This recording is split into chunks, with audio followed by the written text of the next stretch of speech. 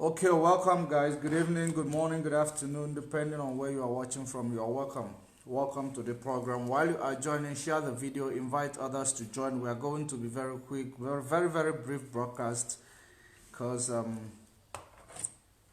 are things that we need to do. So if you are joining us, share the video. Let us actually be quick and get it done. There is an important lesson that before we proceed, I want us to pay attention.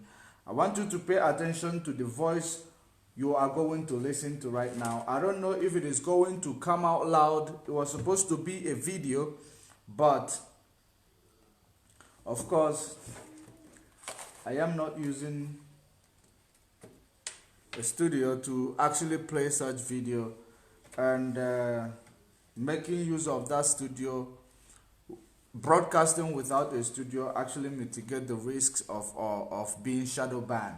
So I want you to listen to this video that I'm about to play to you now. It is a lesson that everyone need to learn, because there is a saying in our land that says that when you are carrying another man's carcass, it will look as if you are carrying, a bunch of firewood. So that's exactly what I'm going to, a lesson that I need you to derive from this, video that I'm about to play with you. Now, I wish you could see the video, but it is a quite interesting video that, you need to derive something from, so that you will understand the reason why we have been there all this while and we were not able to do anything to help ourselves, and now we are actually clamoring for a better, deal. But all this while, we were not able to do what we needed to do. I hope it will play before. Just one moment. I'm not sure. One moment. Let me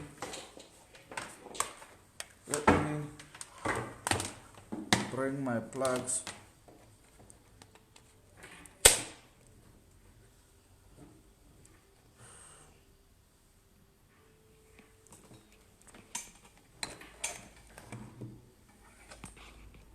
Just one moment. Let me. Okay. Good to go. Good to go. Okay, now pay attention and listen to this video.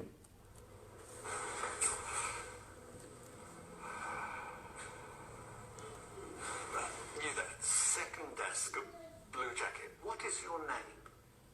My name is Alexis. Alexis. Please leave my lecture room. I don't want to see you at one of my lectures ever again. I don't understand.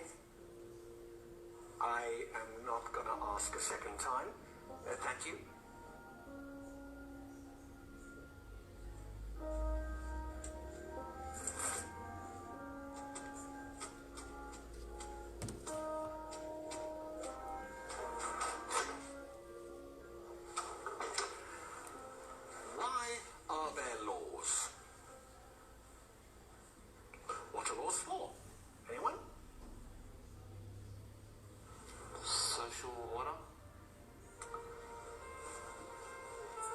To protect the person's personal rights. So that you can rely on the government? Justice? Thank you. Tell me, was I unfair to your classmate just now? Indeed I was. So, why didn't any of you protest? Why didn't any of you try and stop me?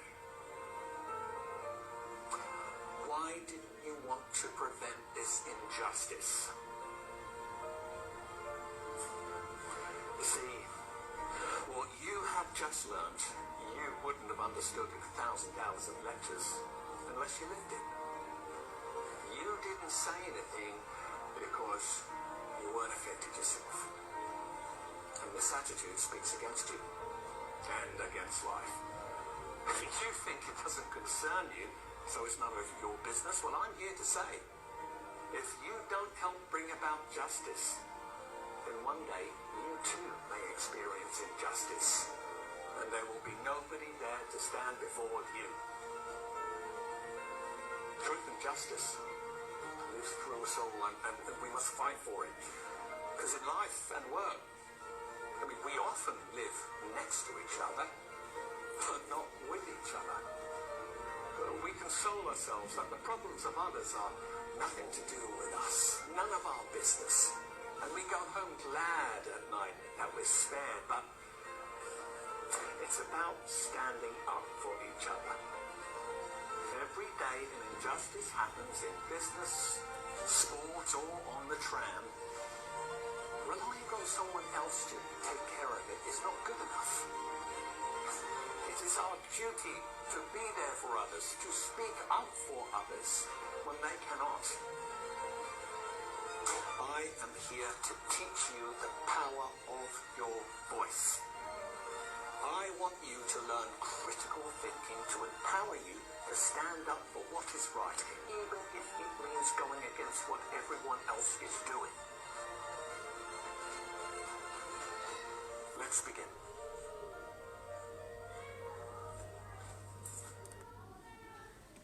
So this is it. Let us begin. I believe you had. Let me give you a pictorial understanding of this. What you just watched now. It is a man who came into a classroom, and he looked at the people in the classroom. He pointed a lady and asked the lady for her, the name, and the lady gave him his name, and the man decided that he will ostracize that lady from the class, probably because you want to make it look as if it is something of racism, but it was not.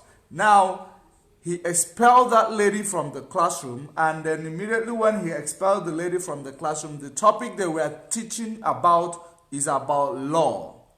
And he asked them, what is law? After he had, expelled that lady from the classroom. And they answered him.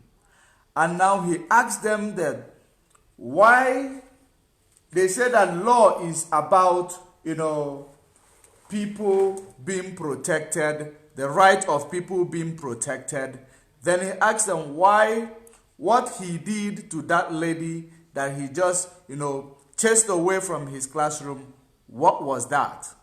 Isn't that violation of the right of the lady? Why didn't any one of you say anything about the violation that I just actually did now? And they were all astonished. So in that event, he started teaching them that how long are you going to watch things going wrong and you keep quiet? Why is it that you have a voice? Because it never affected you. Probably that is the reason why you kept quiet. And as long as you continue to keep quiet because it never affected you, one day it is going to affect you. Somebody is going to keep quiet because you do the same. Of course, the law of nature, what goes around shall always come around. So let us actually begin what we are here for. It is actually a food for thought. So of course you see what we write as our topic. It is about the Yoruba nation agitation taking a swift turn. A Yoruba nation agitation taking a swift turn. Of course, you know what happened when, the infiltrator actually tried all their best to infiltrate IPOB, right? You guys all remember that, and then we fought these infiltrators. At the end of the day, they lost their grips. Now, and you also will remember what happened from the Yoruba agitators.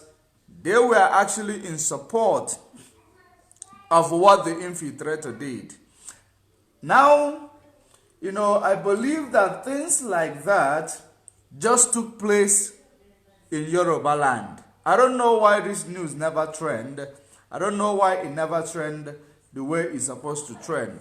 So now I am going to read for you exactly what transpired in in Yoruba land by on the quest for Yoruba, what do they call it, Oduduwa nation or Yoruba nation. So there is a news that I have right in front of me. I'm going to read it for you to understand exactly what is.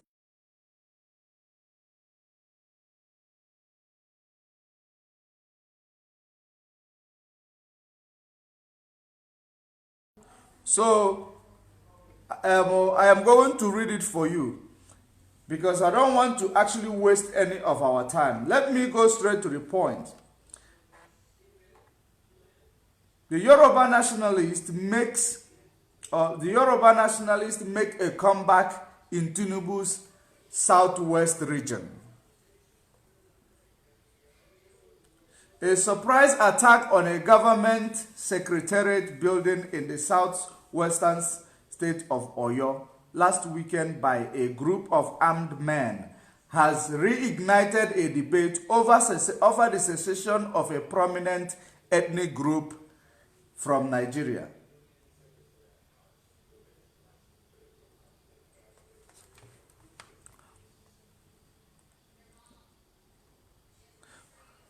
Wearing an army fatigue and claiming to be members of the Yoruba Nation separatist group. The attackers invaded the secretariat on the 13th April, but were repelled by the soldiers after a gunfight. 9 people were arrested after the clash, and 1 pump-action rifle was recovered, the army said in a statement. The police reported arresting another 20 suspects who attempted to take over the State House of Assembly.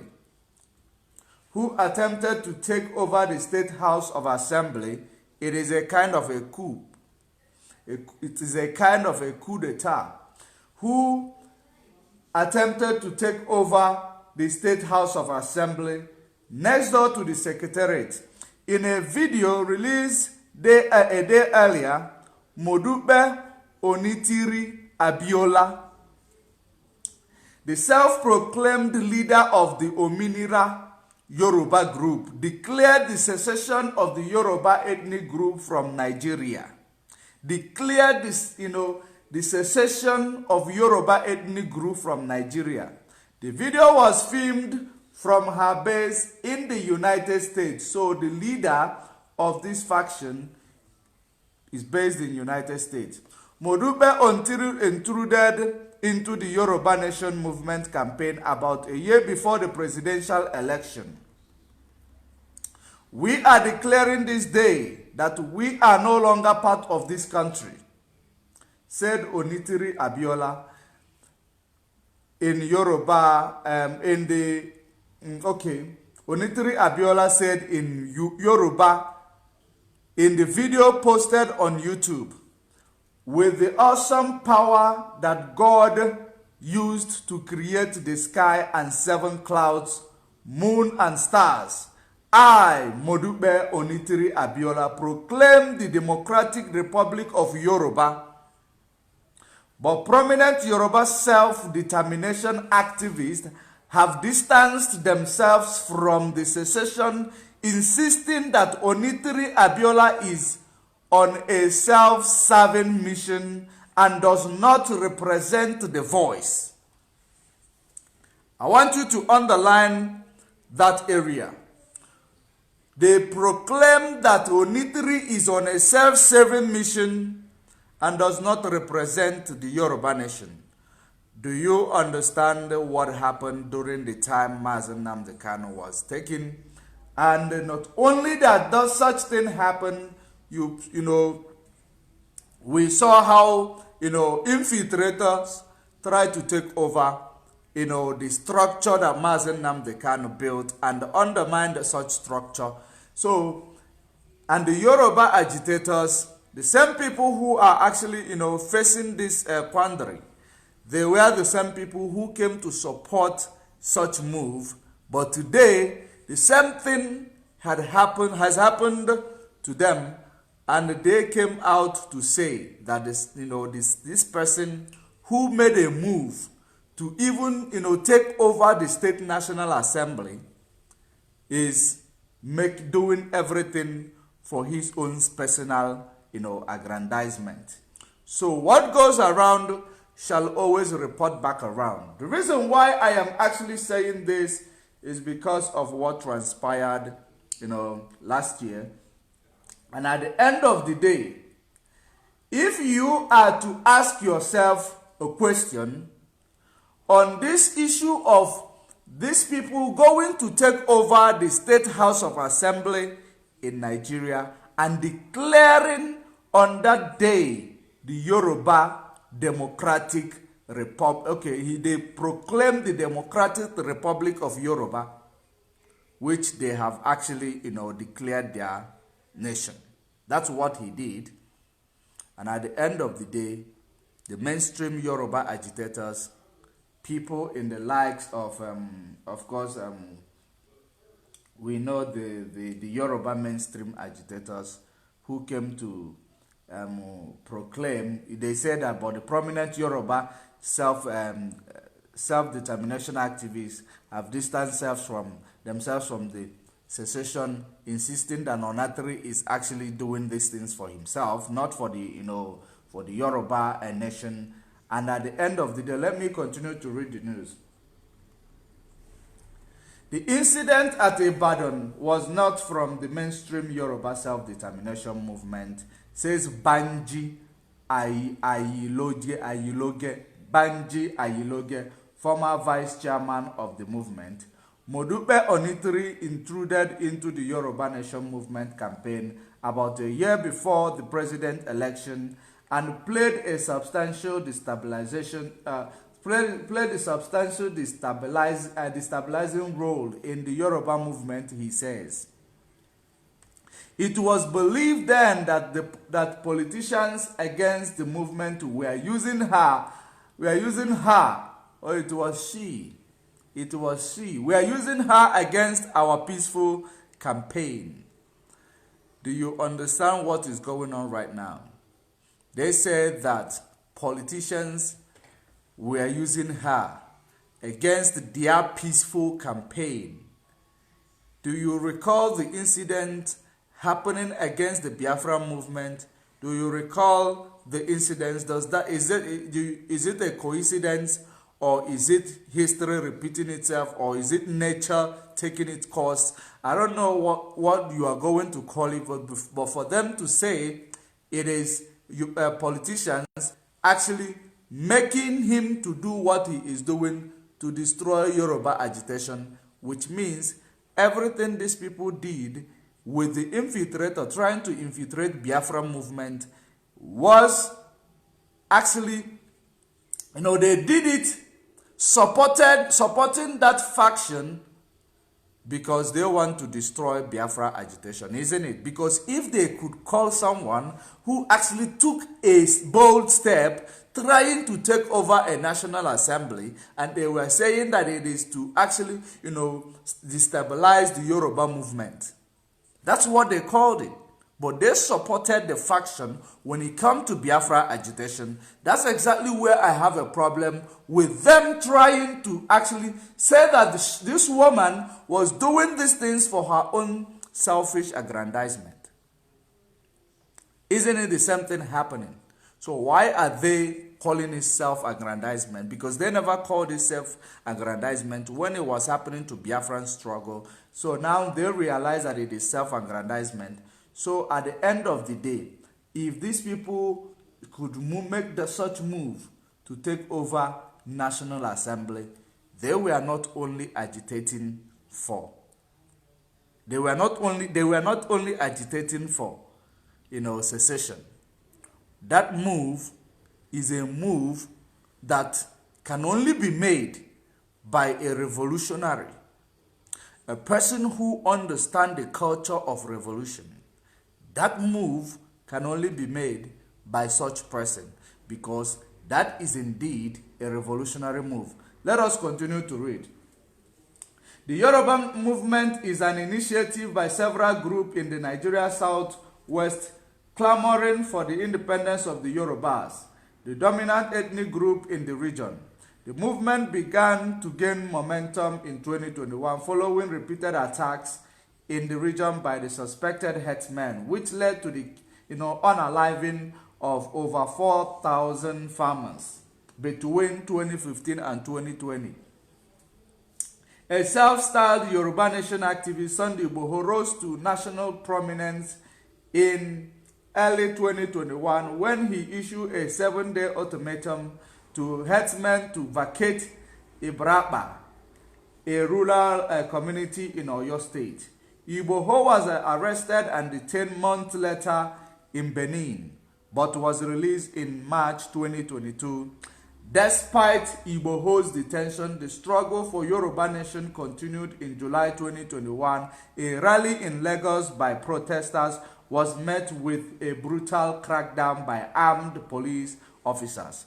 One person was unalived. Last year, another person was shot and unalived in Lagos during a clash between a group of Yoruba Nation agitators and the police ahead of the general election.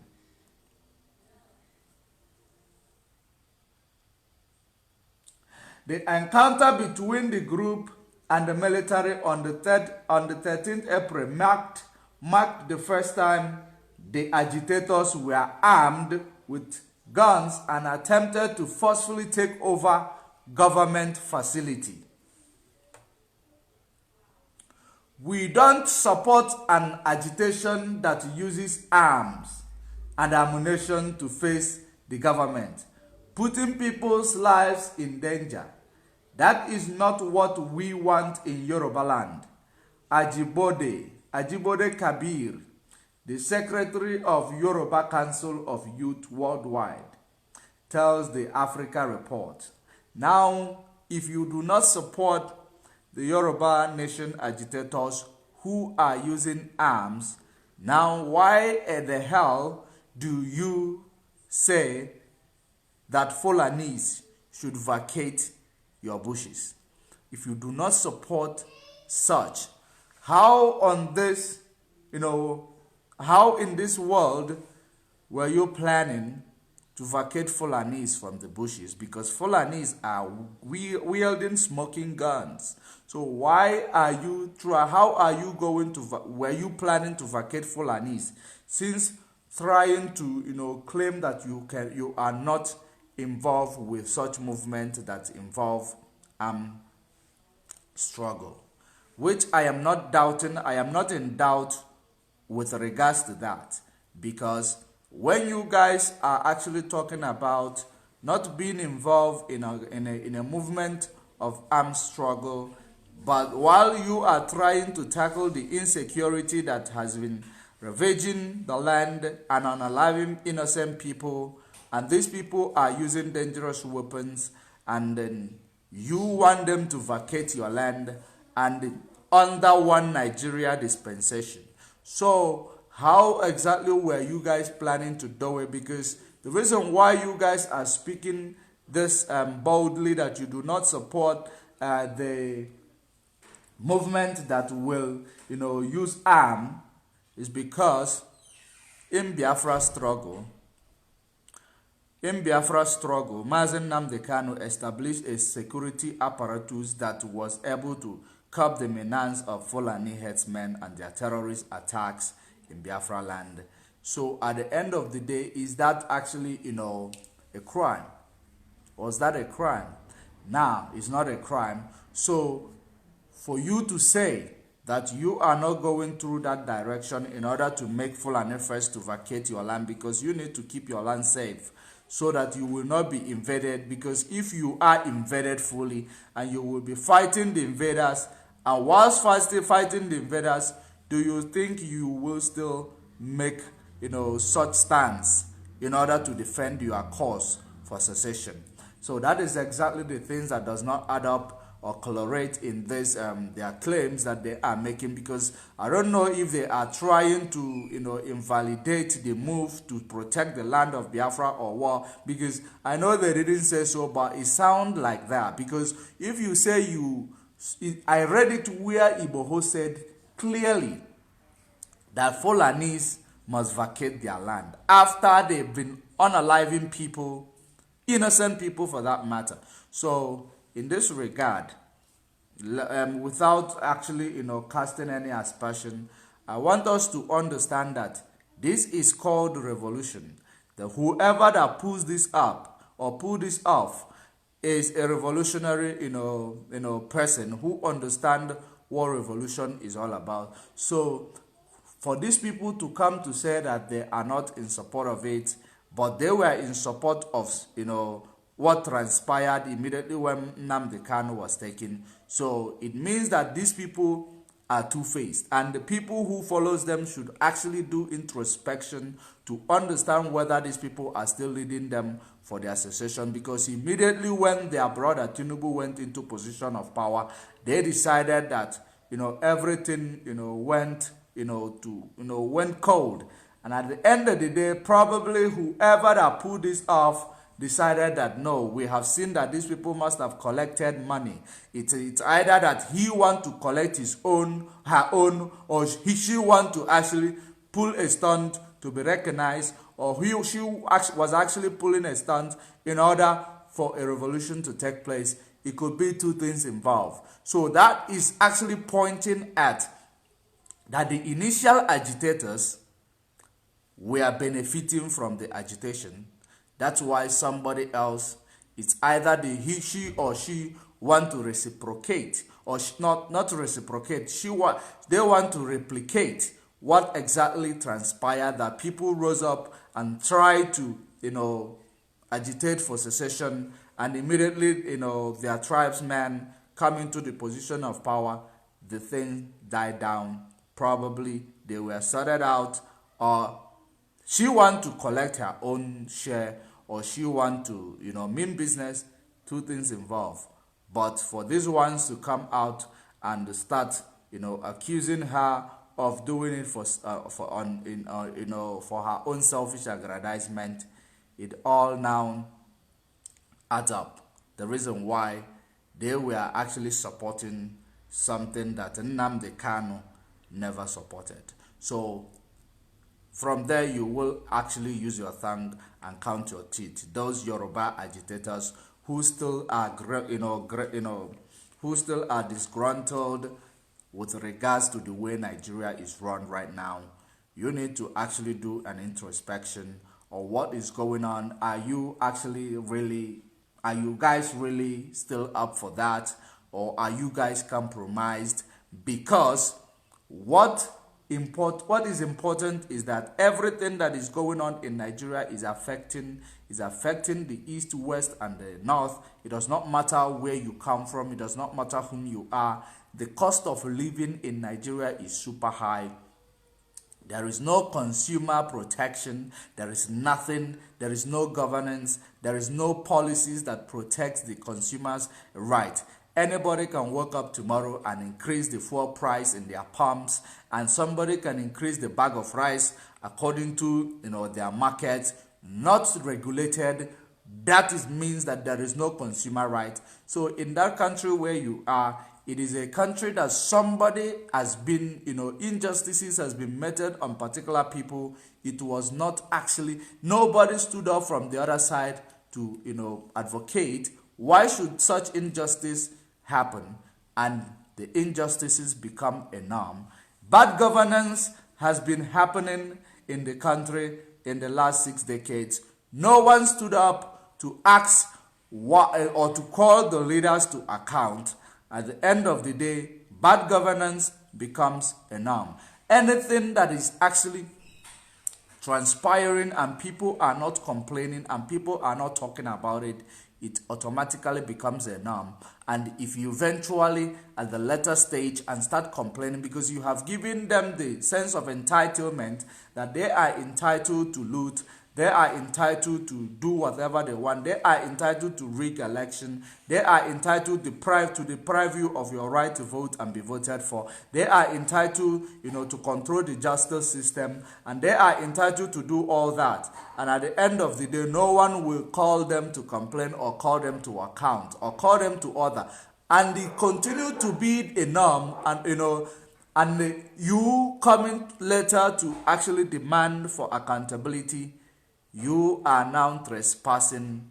You are now calling for a problem. So that's exactly what these people had conceived over 6 decades of when British left the country. Because what we must understand about colonialism and neo-colonialism, once they were able to build a system where they control where they control the market, they control the market, which means they control the economy of their colonies. They control them, and they know that they can be where they are, and controlling the price that we are going to sell our goods and commodities. They are controlling what is going on in your country, and you will find somebody probably from Ijo land, whom their land has been polluted in a several locations, and they are not complaining because Shell has been, exploiting oil from their land, and their land is being polluted. But Shell does not care about who is actually getting hurt, or who is, the land where they are, making all that money. They don't care about them. The only thing Shell care about is about the profiteering from these people. That is exactly the only thing they care about. So Ijaw people, of course, the educated Ijaw people knows what's going on, but many of them will not rise up to actually cry or complain about it. But it is very, very imperative for everyone to know that if you continue to keep quiet for the injustices that is actually being meted on certain people in Nigeria, at some point it will reach to you. And when it reaches to you, other people are going to keep quiet. And now, the only institution that's supposed to actually cater for you when your right is being taken away, it is the justice system, which is the judiciary. But the judiciary is controlled by the executive, which invalidates the 3 arms of government that exist in your system. So at the end of the day, you do not have a workable government. So if we continue to tread on this path, do you think that you are going to be able to afford what we are going to eat in the next half a decade?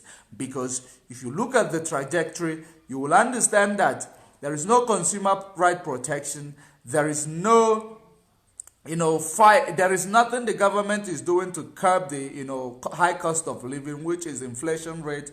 There is inflation rate in every aspect, food inflation and every other things, food scarcity. You see it racketeering the country. The government does not have competency or does not know anything to do about it. But they decide that we have these problems.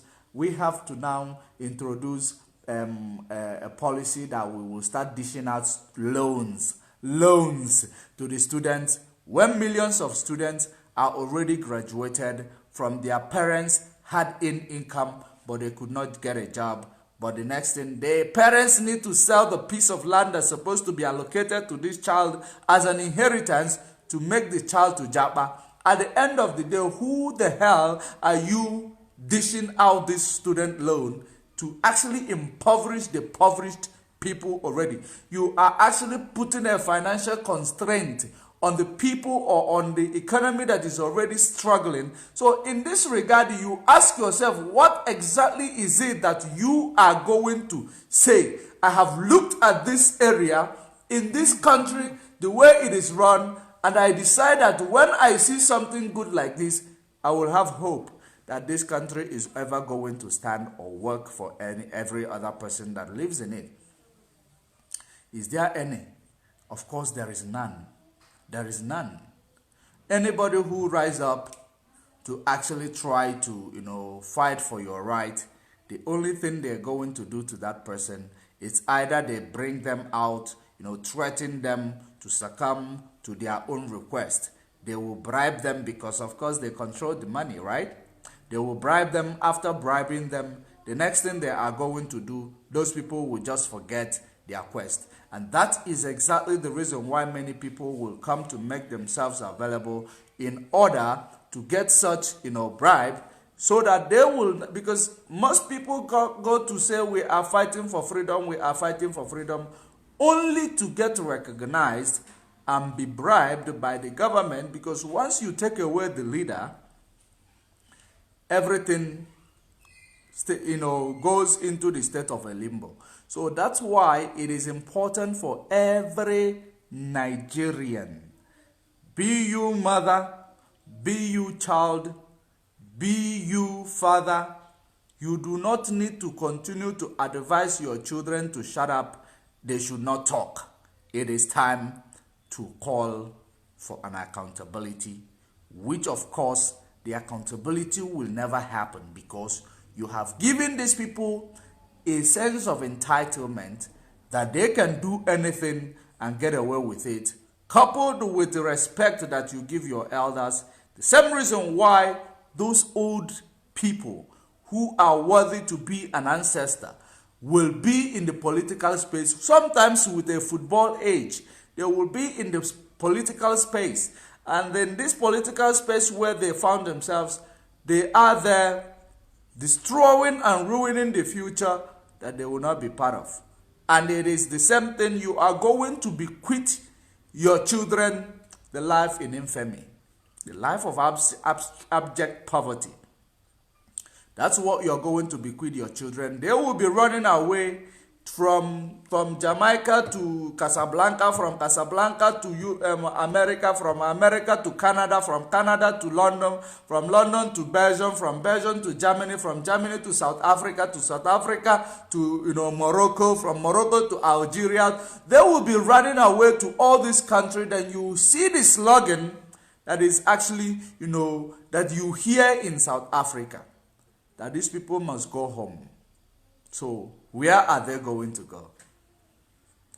Where will they go eventually? Are they going to the government that they are running away from? And I love that slogan because, of course, I share the sentiment of some people who tell these people to go home and fix their country, because they are feeling so comfortable where they have jabbed to.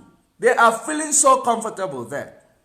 They are not remembering that they have responsibility to actually call for a change or call for disintegration of the status quo, which exploit the people, which actually deprive you of your right to vote and to be voted for.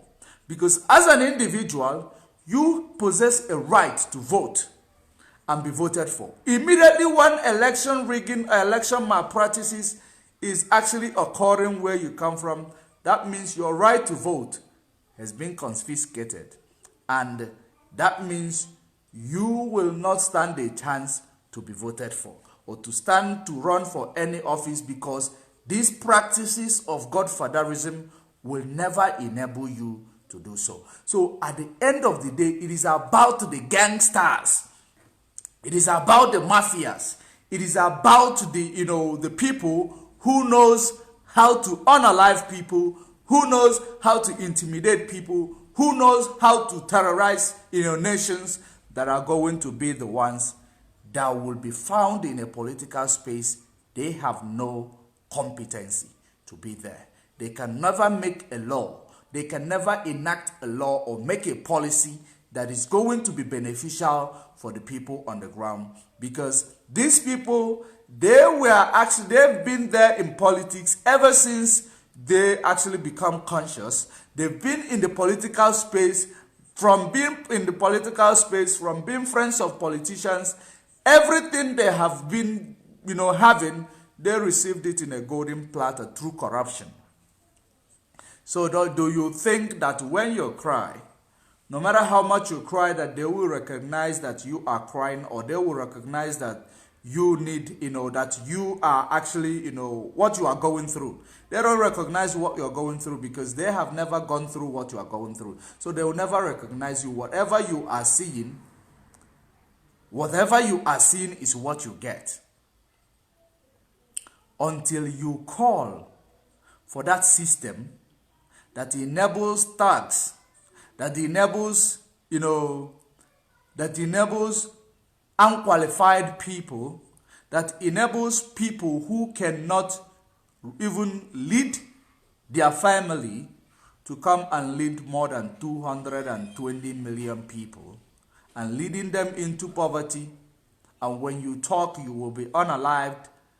And of course, everyone is scared to be unalive because of people are scared to go to, to buy, but they want to go to heaven. You cannot go to heaven if you are not unalived. You must be unalived before you go to heaven. So you want to make it to heaven, but you don't want to suffer. And you are waiting to be served in a golden platter, which is not impossible. There has never been a free lunch prior to the time of the amalgamation.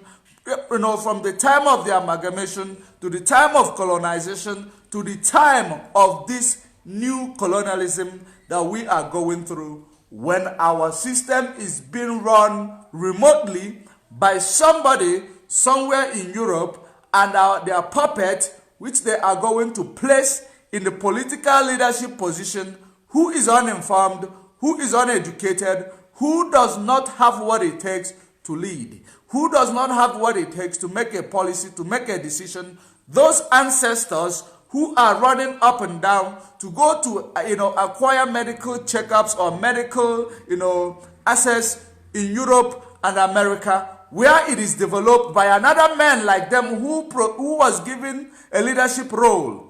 They are not even ashamed of themselves because they have shaved off their eyebrows.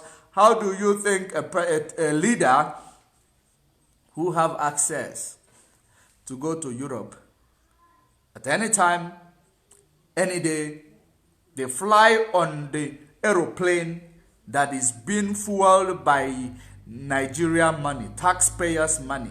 They fly on aeroplane, use taxpayers' money to go and cater for their medicals in Europe.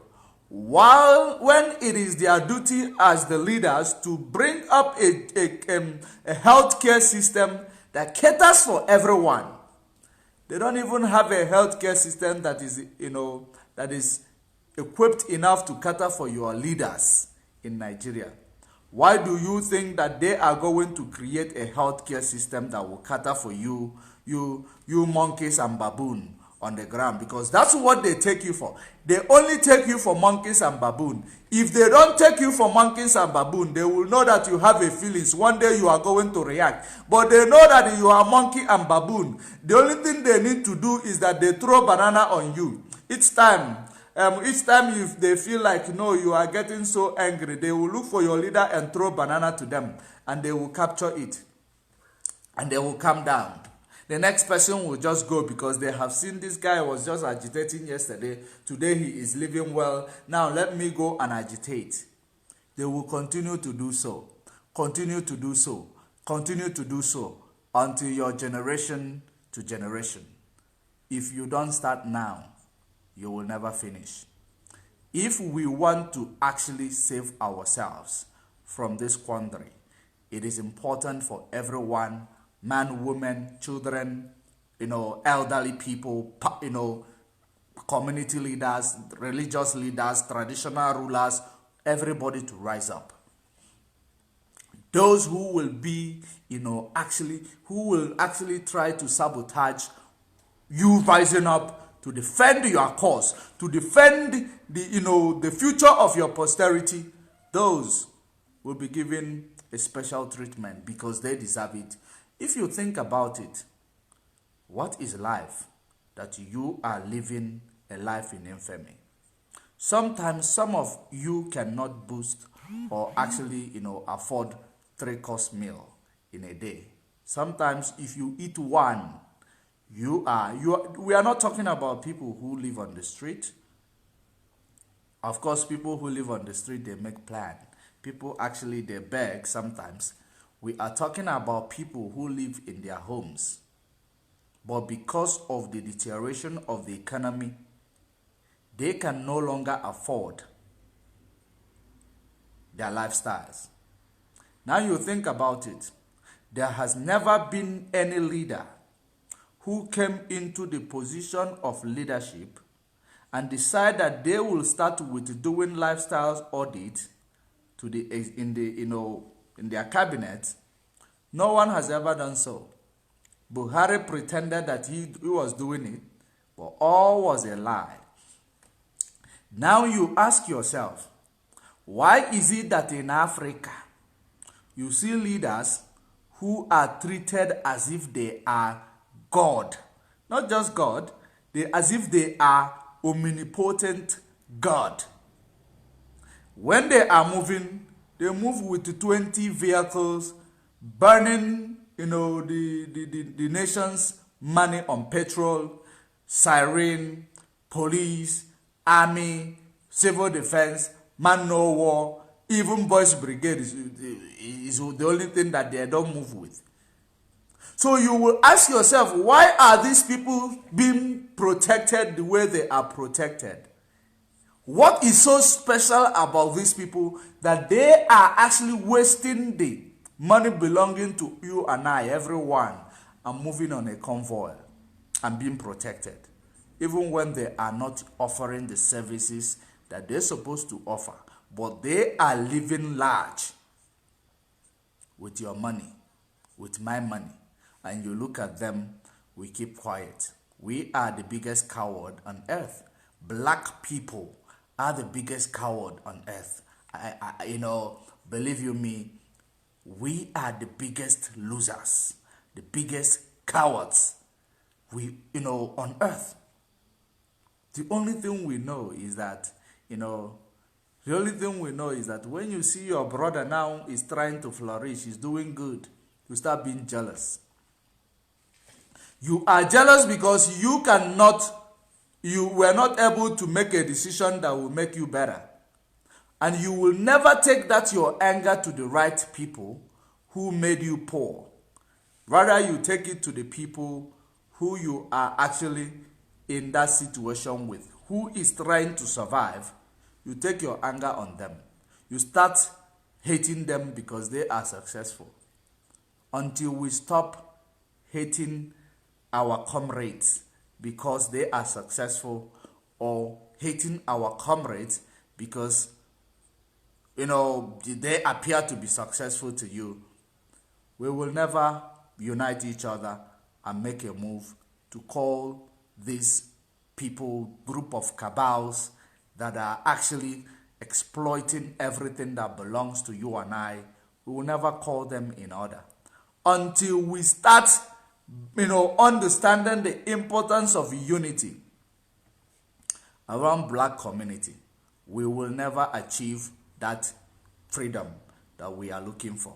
You see, from South Africa to Namibia, from Namibia to Zimbabwe, from Zimbabwe to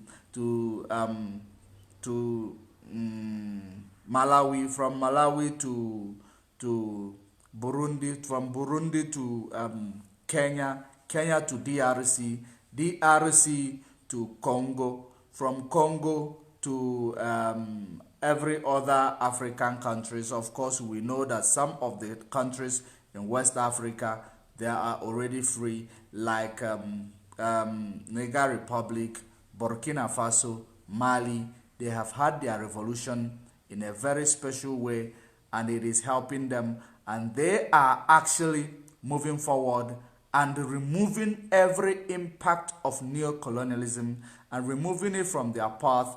And before you know it, they will be that nation that people expected to be, to be nothing. Like Niger Republic, of course, Niger Republic has they have a very small population in Africa. At the end of the day, the same Niger Republic, which their land is landlocked, you will be seeing them that they are going to surpass Nigeria in their development, in their freedom. So what are you going to say? You have more than 220 million people. You have what is called, human resources there. You have every resources that you need. You have lithium, you have crude oil in abundance, you have natural gas, you have opium, you have californium, you have gold, you have tino, you have cocoa. In fact, you have everything that you need to become a great country. But why haven't you become one? Because you are allowing those conservatives whom understand, the agreement made. Have you ever wondered why there was a coup d'etat immediately after the independence in Nigeria? Those people who actually, did that coup d'etat, they were proceeding with a revolution that could save, people from being unalive in 1967. Had they succeeded in that coup d'etat, that is a revolution. It is a revolution that will actually unalive you and save millions. Unalive you and save millions, because those people they were targeting were exactly the same people that actually, signed out to the country to Britain. And if these people were not there anymore, believe me, you will not see, Civil War of 1967. You might not see them, because the country will automatically go back to pre-1914. The country will automatically go back to pre-1914, because those people who supported the move that Lugard made in the amalgamation of that, different people. Why are they clamoring for the change of national anthem? Of course, we've been telling them their national anthem is all about pray for peace and unity. Pray for peace and unity. Now they're trying to change their national anthem. Changing national anthem will never change your state of economy. Changing national anthem will never change the poverty rate in your country. Changing national anthem will never change the quandary that you are in. Because the amalgamation of 1914 is exactly the key that brought about this economic crisis, that brought about preaching for peace and unity, even when there will never be peace, because historically, even God himself is tribalistic. How can you not be tribalistic? Think about it. Everything that is preached in the Bible is talking about a particular nation. It's talking about a particular nation, Israel. It's not talking about you, Nigeria. It's not talking about Cameroon. It's not talking about South Africa. It's not talking about Ghana. It's talking about Israel. So in that regard, if God is tribalistic, what do you think that people should be? And especially people who are actually, it's not like I am promoting people to be tribalistic, but you can never take a goat nature of a goat away from a goat. If you try to take the nature of a goat away from a goat, you are making them something else. You are no longer making them a goat. The ability to actually form a multilateral relationship and bilateral relationship is what keeps us together. Not forcing amalgamation that is not compatible.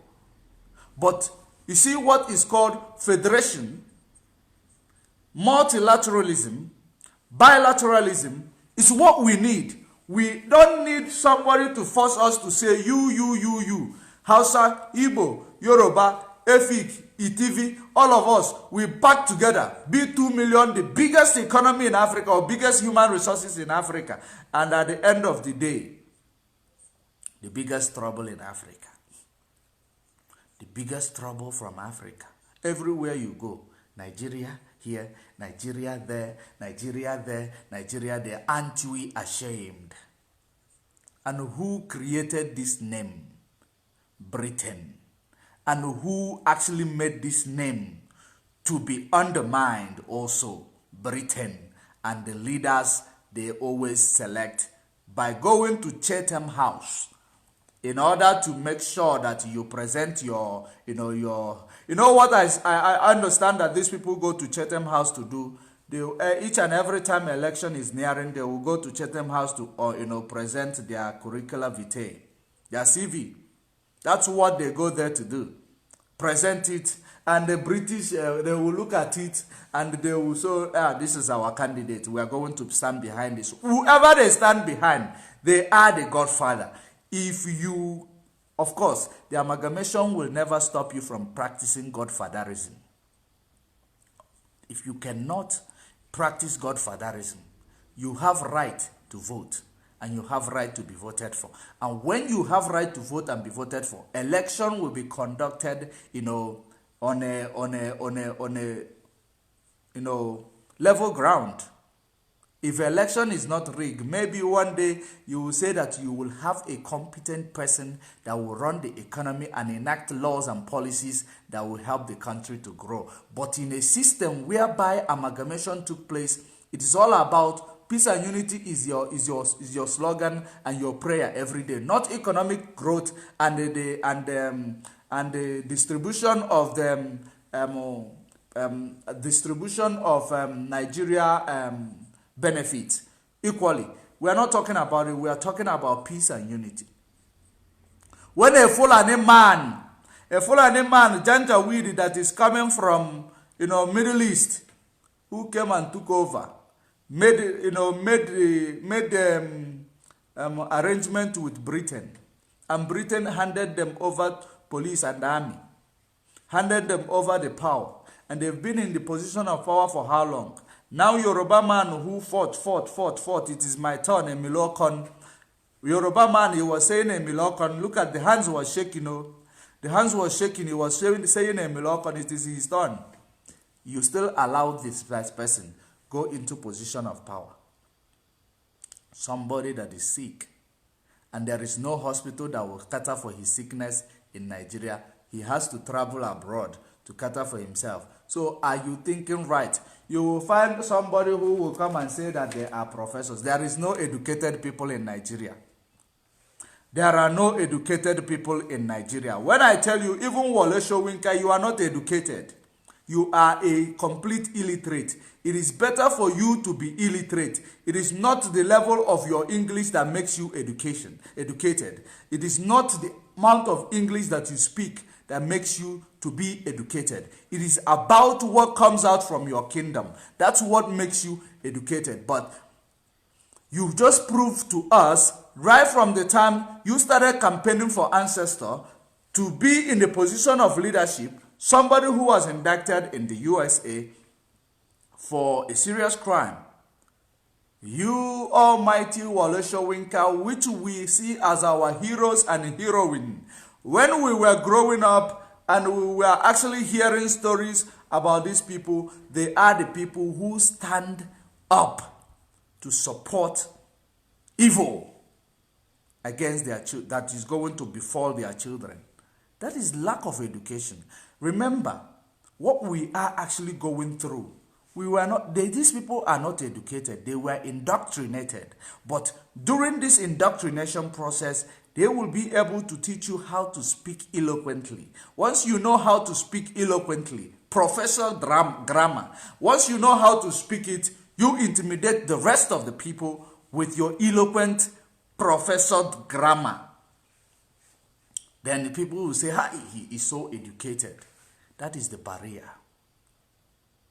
That man is not educated. If you call that education, tell me, what has Wole Soyinka ever did or innovated in Nigeria? Tell me. Those who stand to, behind ancestor, who their hands were shaking, those who influence you, what is it that they have actually, influenced in Nigeria? That is innovation or invention. Since they were super educated, they wrote a book. And then anybody can write a book. Even an illiterate can write a book. Don't you know that? An illiterate can wake up today, their inspiration, they write it. At least there is already AI that will enable them to write books. Writing books is not a level of education, but it is your inspiration. You are inspired by something, you decided to write it down.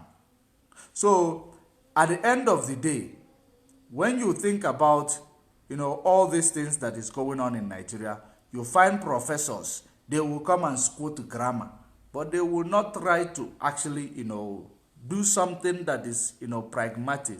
They will not try to do something that is productive or pragmatic move that will enable the status, that will shake the status quo. With the level of education they have, they will never.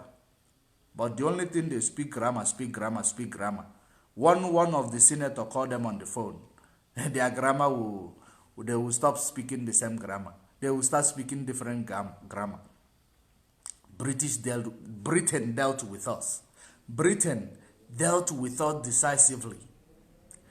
They dealt with us decisively. That system that they have established that enables Shell to go into Niger Delta exploring oil. The water in Niger Delta is polluted. Their land is infertile because of the oil spillage. The fishes are dying because of the oil spillage. So you will ask yourself, what exactly are you living for? What exactly are you living for? Imagine if we can have every system enacted by the colonial power demolished and removed from existence, and the 54 countries in Africa decide that they will form a trade agreement. We determine how much they are going to sell their commodities. If they want to have one currency, they provide one currency that every African country will use. Are you paying attention? They destroying every status quo that was enacted by colonial masters is the first step. That's why I've said that the Pan-African movement, they are not doing enough, because their slogan to unite Africa, while they are not starting from the basics, they invalidate their movement. Because that slogan, the way they are going about it, isn't going to help anything. Look at Julius Malema in South Africa. Look at Julius Malema. Upon everything that he has been teaching, South African people are not even recognizing him. But the day that man is going to fall, maybe that is the day they will remember, hey, our Jesus, we didn't recognize our Jesus.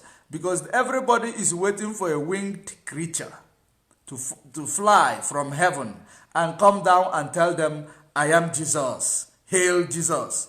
That is what everyone is looking for. A white guy with blue eyes to come down to tell them that this is actually what you need to do. And when people who are actually preaching the truth are speaking, people will see them as disrespectful. People will see them as, they will see them as something else, because if the media is controlled by the same people who put you in this quandary that you have found yourself, they will push an agenda that will actually decontextualize your own, preaching. Your ideology will be, placed out of context, because maybe you understanding the problem and you believe that you are going to use approach non-diplomatic, because diplomatic approach belongs to the colonizers. Diplomatic approach belongs to the colonizers. Anybody who tells you that they are fighting to actually, free their people from mental slavery, to free their people from the neo-colonialism, and they are telling you they are diplomatic, that person isn't doing anything, believe you me. You cannot be diplomatic and yet you are fighting for your freedom. No, there is no diplomacy in freedom fighting. There is no diplomacy in revolutionary movement. So that's why when we, people like Malema speak, people will not take him seriously. They will say, hey, he's insultive, he's not, hey, this man is insultive. This man don't have, you can say that however you want it. But at the end of the day, when it is too late, maybe you might not have him there anymore. You will remember all his words. Maybe when he is gone, you will remember he said this. Just like Nnamdi Kanu has been preaching.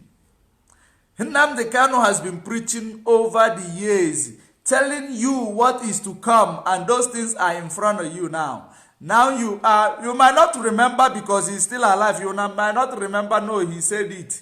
You will not remember him to give him the glory because he's still alive. Black people does not glorify people who are living. They only glorify the dead. So it is about time that we need to emancipate our big, kingdom from mental slavery. It is time to unlearn, learn and relearn. Because we, being unable to ask questions and question what we are seeing, status quo, is becoming, it is actually an impediment to our freedom. And if you think that you are going to be stylish or diplomatic about preaching your freedom, you have never started and you are not doing nothing. It is very, very important for us to know that if Africa wants to be free, they demolish anything that is bringing their economy or controlling their economy and their commodities by the external influence. Africa has 54 countries. Africa is more than 2 billion populations. If this Africa could come together and decide that they will form a multilateral relationship, or not really, not what you have in Addis Ababa, they call it African Union. That is nonsense because it has never had an impact to the freedom of African nations. It had never had an impact. I believe they go to that place to go and actually tell each other how to rig an election, or tell each other how to manipulate the system, or tell each other how to loot without being caught, or tell each other how to intimidate others. Form an agreement, a trade and agreement that will enable the movement of goods and services within the borders of Africa without any interruption. Movement of goods and services within the borders of Africa without any interruption. Any external influence that want your commodities will come and buy it at your own price. You price your oil, you price your uranium, you price your opium, you price your gold. Any external influence that want it, you give them your price, or they will go down from their high horse and come and provide employment where these commodities are being exploited from. Now, you will find Africa, because what is actually, holding Africa down is, this influence of, or global influence, will I call it globalization? I don't know if it is the right word to use there, but this influence of people deciding what the market is going to, be like. People who decide that 1 + 1 is 1, or is 2. Those who decide for you that 1 + 1 is 2. Or those who decide for you that 1 × 1 is 1. For you to see, because when I listen to people like Howard Terence, it actually made me to understand that everything that I've been thinking about is always true. Because if you think about it, they tell you 1 × 1 is 1. Dude, how can 1 × 1 be 1? Now you look at it, you run your economy based on this math that you've been you've been taught. How do you think you are going to grow? Now you have something. This is 1. This is 1. Times it together. They tell you is 1. What happened to this 1? Or they tell you 1 × 0 is 0. How do you think about that? Think about this indoctrination that you went through all your life in the education system that we have been forced into. Look at it. This is 1. This is 0. Now This is 1. This is 0. You times 0. 0 times 1. What do? This is 1. 0 times 1. So this 1 automatically disappears. It disappears. And 0 remain. Does that make sense? It doesn't make sense. But this is what our children are actually being taught.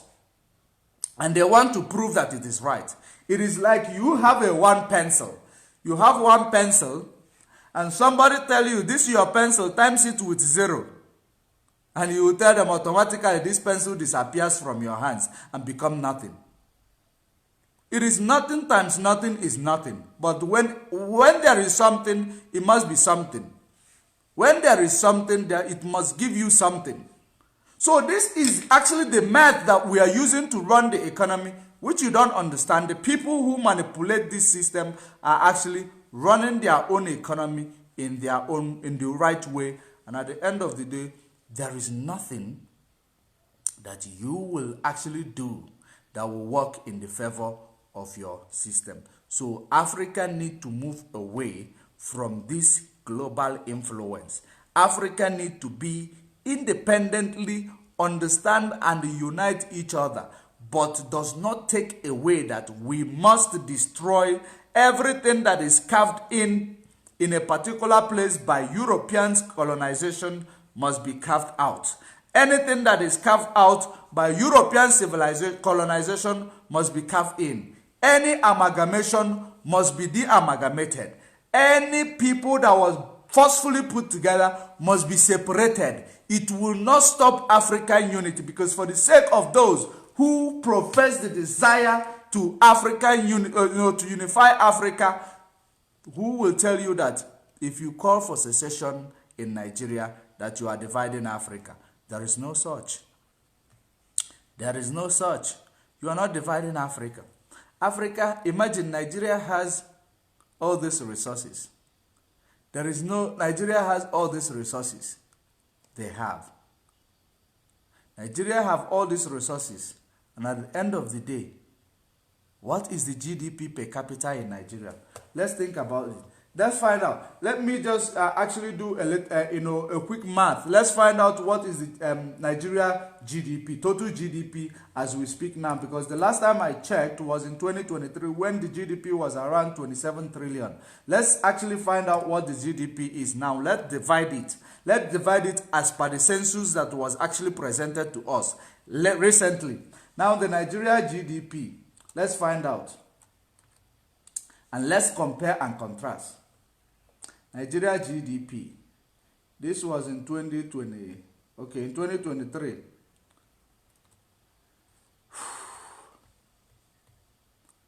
In 2023, Nigeria GDP was I don't know if they have released the 2024. What is okay? Let me find out. The GDP is 2. Wow. GDP of Nigeria, which means the last time did I get the figure wrong? Did I get the figure wrong? Because what it is showing,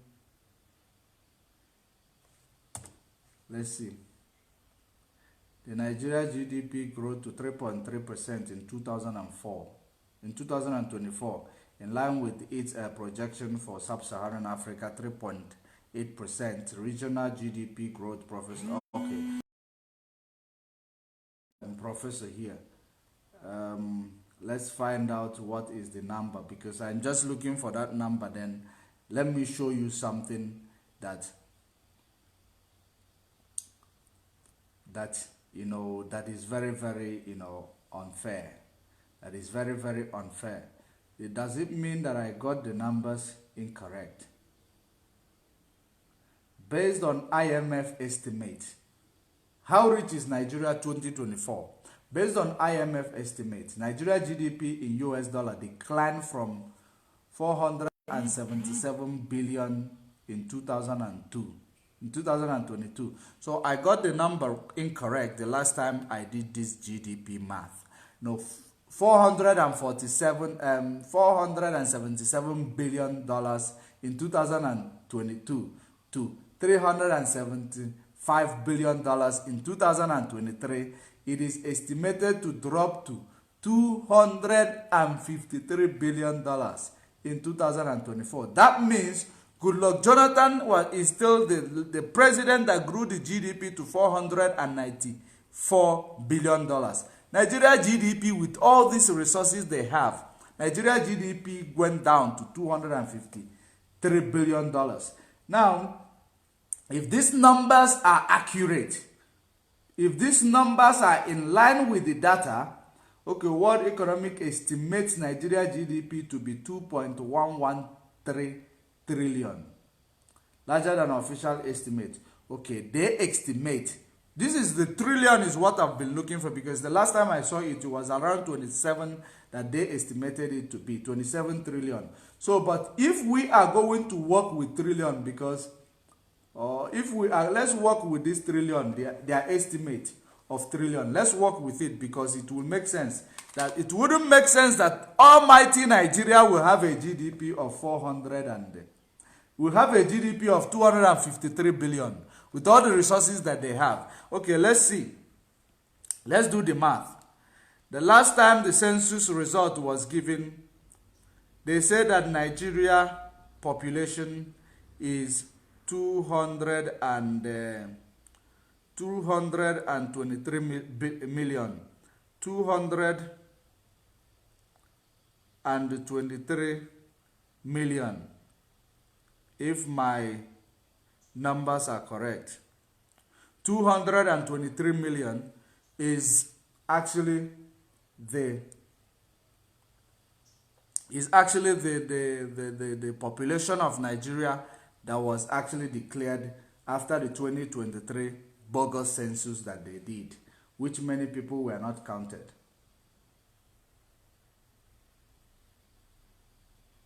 Okay, if we are going to work it on the 253 billion they showed us, let's work it on that.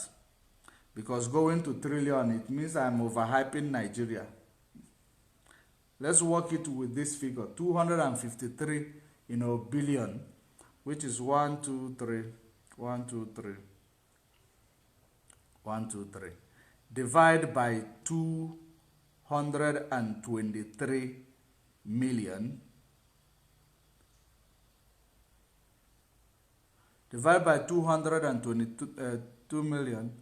So if Nigeria GDP is indeed 253 billion, if it is indeed 253 billion, and then you divide it, does it mean that Nigeria GDP per capita is 1,134.5291479821? That is Nigeria GDP per capita. Are you kidding me? Like, okay, now if this is the number, if this is indeed the number, let's actually find out what is the GDP for USA. In fact, let me not go to USA. USA is too expensive. At least every country's money makes their economy. Let me not go there. They have a lot of industrialization. The US is a well industrialized country, and so let me go to Luxembourg. What is the GDP per capita of Luxembourg? Let's find out. You will be surprised that per capita is more than $50,000. $50,000. What resources do they have? Let's find out.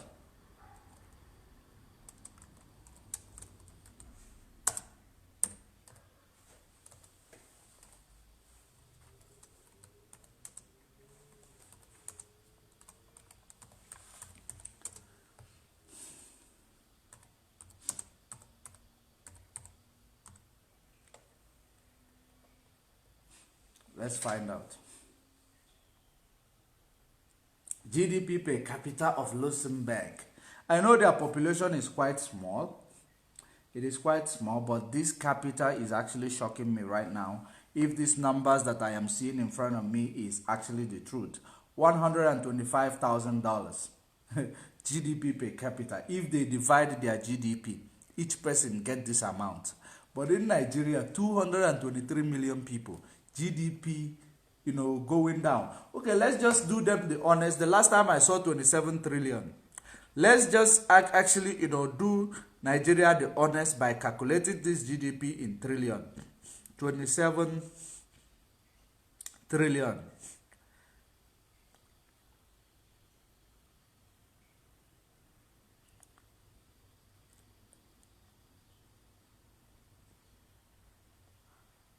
Oh, this calculator is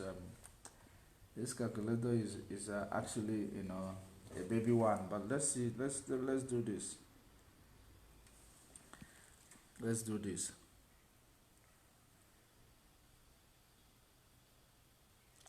27 trillion 3 billion and 3 trillion divide by 223 billion 223 million, sorry. Your GDP is 1,000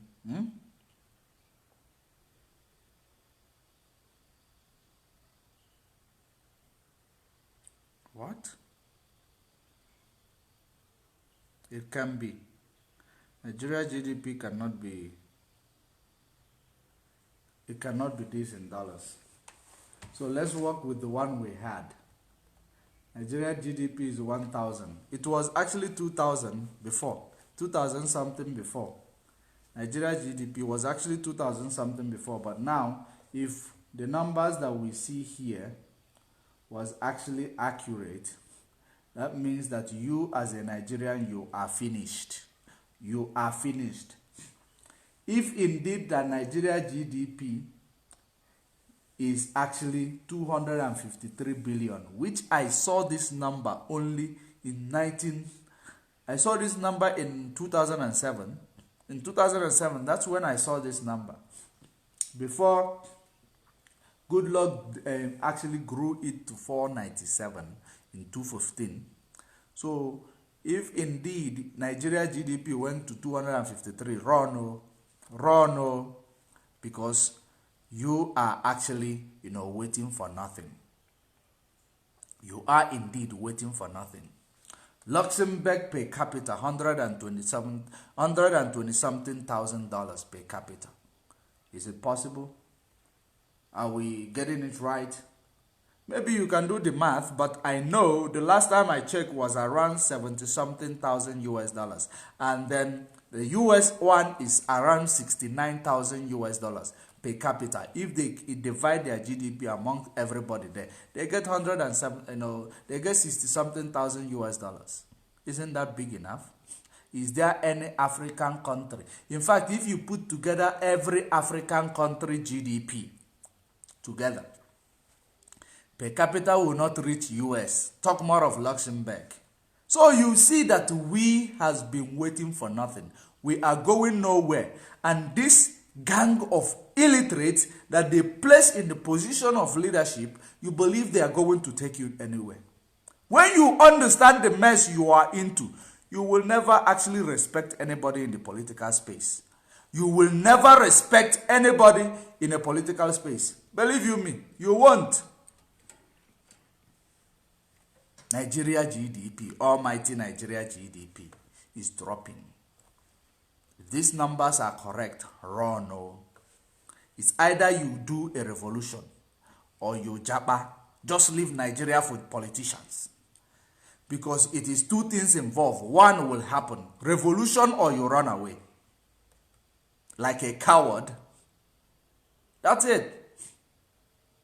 Otherwise, we ain't going nowhere. Africa unity will, in fact, dividing Nigeria will not be any impediment to African unity.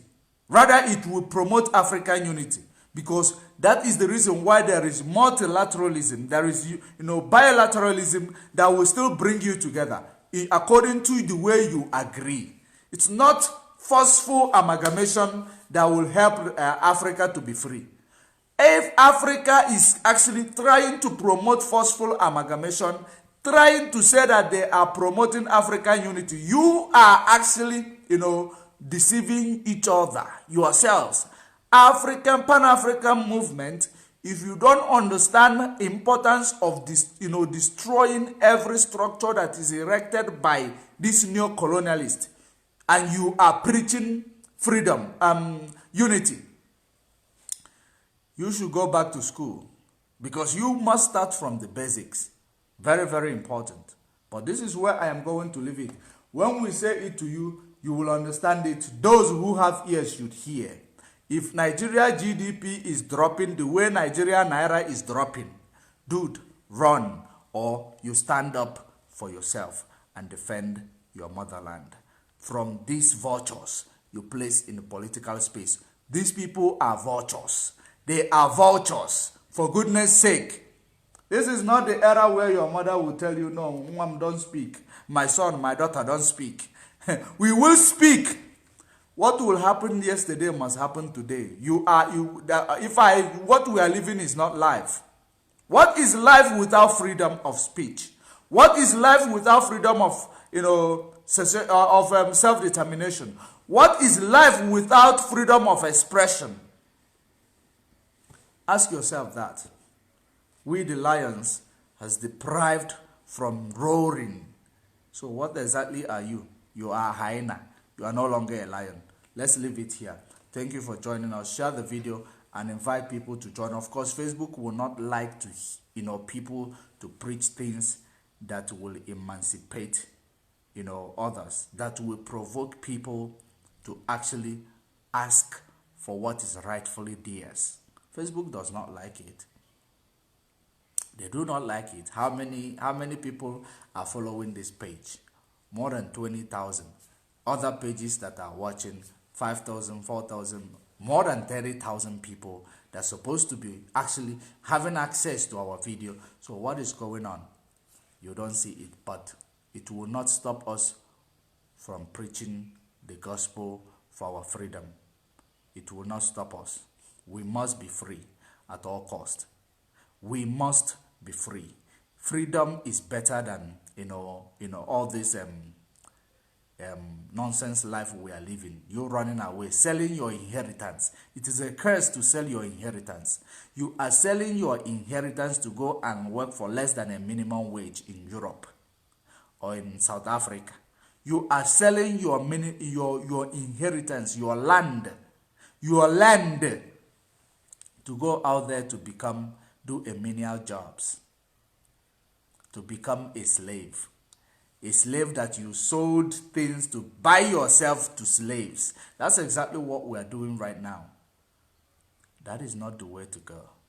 And anybody who believes that what I'm saying is a lie, that person must be a demon, a Satan himself. That's what that person is. If you don't stand up, if you are not provoked enough, you are not a human being. By what the data that is coming out of Nigeria, if you are not provoked enough, you are no human.